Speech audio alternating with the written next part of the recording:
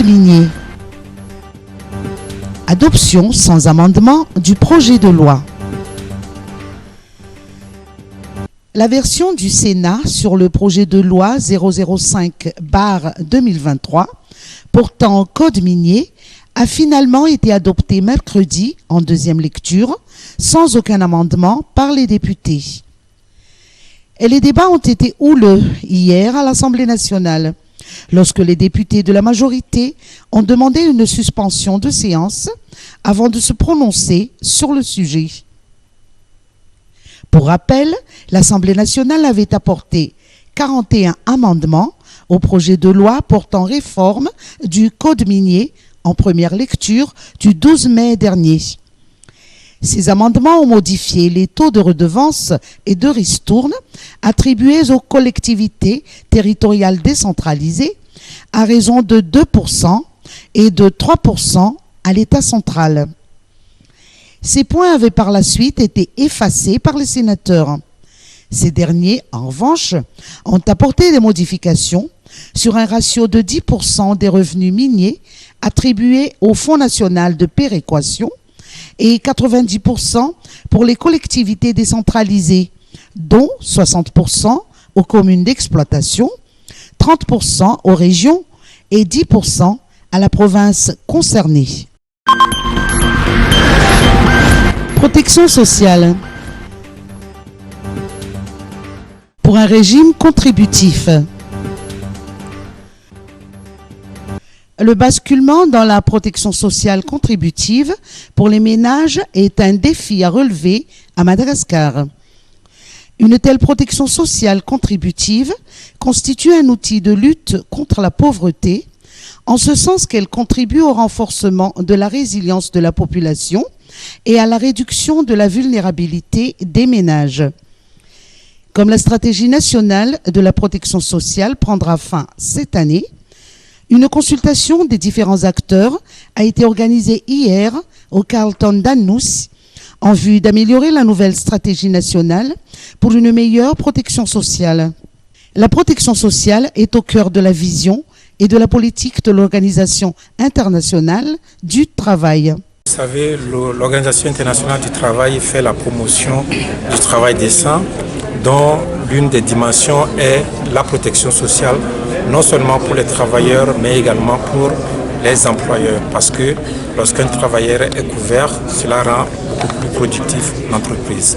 C'est d'ailleurs dans ce sens que lors de la conférence internationale du travail de l'OIT, qui a commencé le lundi dernier et à laquelle va participer Madagascar, le directeur général de l'OIT va lancer la création d'une coalition mondiale pour la justice sociale. Et cette coalition mondiale pour la justice sociale va regrouper non seulement l'OIT et ses mandats, mais également la Banque mondiale, le FMI, l'OMC, les membres de la société civile, etc., pour pouvoir mieux insérer la dimension sociale dans toutes les activités. Et l'une des dimensions sociales dans les activités, c'est évidemment la protection sociale. Donc pour nous, la protection sociale est au cœur de notre vision et au cœur de notre politique. Et pour mieux rendre cette protection sociale plus durable, plus pérenne et plus accessible à tout le monde, on fait la promotion du régime contributif. Donc ici à Madagascar, à travers certains de nos projets, dont par exemple le projet à haute intensité de main-d'œuvre que nous appelons IMO, nous faisons la promotion du régime contributif en permettant aux travailleurs sur nos chantiers d'avoir accès directement à des systèmes de santé et aussi à d'autres avantages tout en contribuant.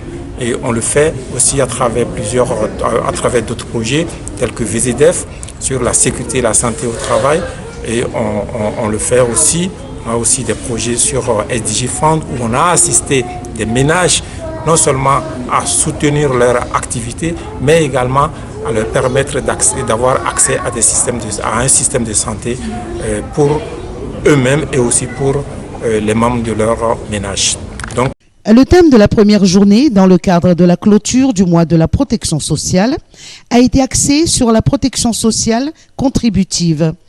Celui d'aujourd'hui a été dédié à l'économie et au financement des programmes de protection sociale. Lutte anti-érosive.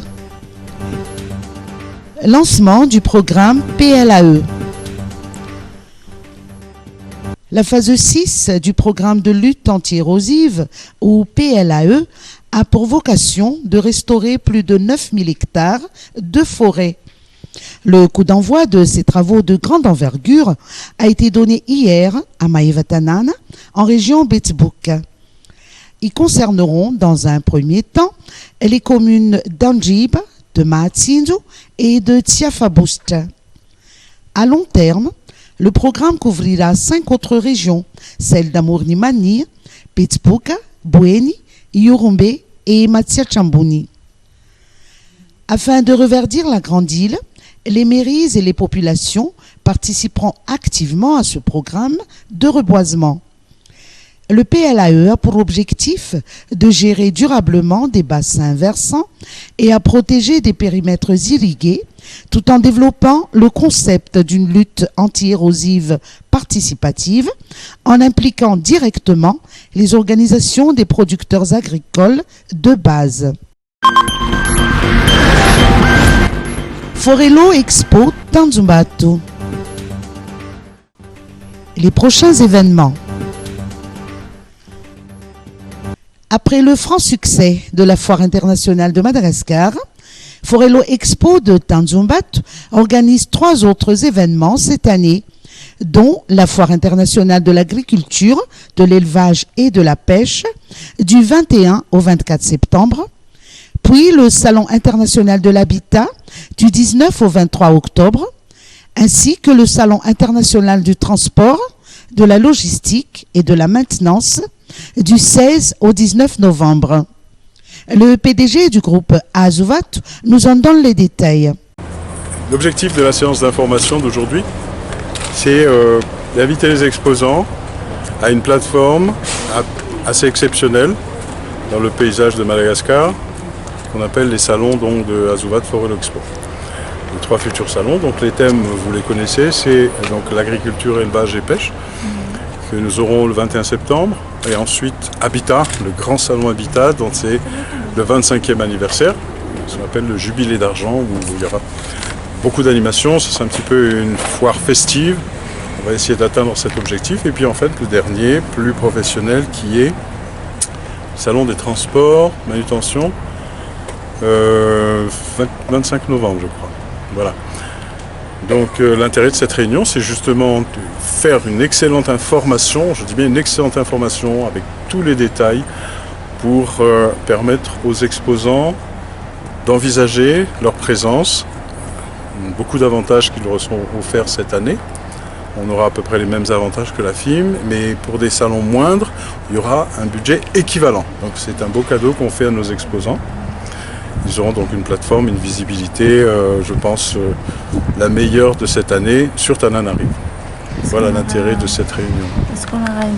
Le thème de la 17e édition de la FIM, qui s'est focalisé sur l'éco-responsabilité, sera réitéré à ces multiples événements. C'est l'éco-responsabilité, notre engagement environnemental. Je répète que ce bâtiment est entièrement alimenté en énergie solaire. Qu'à regarder aujourd'hui, c'est juste merveilleux. Et c'est un bâtiment qui est fait en bois de reforestation, donc c'est du bois qui a été coupé dans des forêts plantées et surtout pas dans des forêts naturelles. Et donc on joue la carte de l'éco-responsabilité. Par contre, la nouveauté, et ça je voudrais bien communiquer là-dessus, nous allons faire une part exceptionnelle à l'élevage. Nous allons essayer, comme je vous l'ai dit tout à l'heure, de faire rentrer les animaux à l'intérieur du bâtiment. C'est un défi qu'on se lance, mais je pense qu'on va y arriver. Et pour les éleveurs sérieux, ce sera totalement gratuit. Voilà, c'est notre côté mécénat pour l'élevage GAS. Et on veut que ça soit une réussite. Une séance d'information pour tous les participants potentiels à ces 3 événements s'est déroulée hier au Forelo Expo de Tanzumbato.